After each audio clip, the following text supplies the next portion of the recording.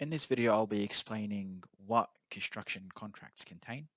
So what we will be learning today, who decides on the contract type, what exactly is inside a construction contract, the key terms that are included, and how to include your standard forms in the construction contract. So who decides on the contract type? It's mostly the principal, of course, or the principal's lawyer. And in massive projects, especially when your clients don't have as much experience, it's usually the lawyers acting on behalf of the principal that decides on the type of contract to use. Now, what do these construction contracts contain?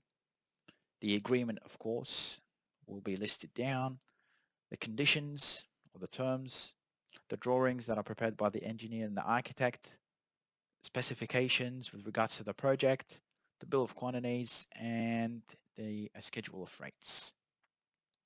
In terms of the terms that are included, or the conditions, you have conditions that describe the site and its access, resources that are utilized in the project, the extension of time, so the procedure, how to apply for an extension of time, how long it takes for approvals, and any penalties that are associated as well.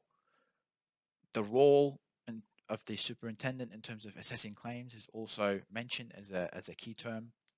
And you also have information on defects, how to claim some details regarding works that will be required, claim costs, etc. Other terms and conditions that are also included in the contract: payments, so payment schedule, how will payments be released, what do contractors need, subcontractors, what do they need to submit in order to get their payments assessed, insurance and public liability insurance, of course, the employees that are involved in the project, cash retention, so any cash that's withheld for security purposes, and then the overall contract sum. Now we get to the point where we agreed on what sort of type of agreement we have, and we're listing down the conditions, but we decided that we want to adopt a standard form contract in order to specify these conditions. So how do we include that in the agreement? It has to be formalized, of course. So you have to make sure that you formalize it with the other party, the fact that you are including one of these standard form contracts into the agreement.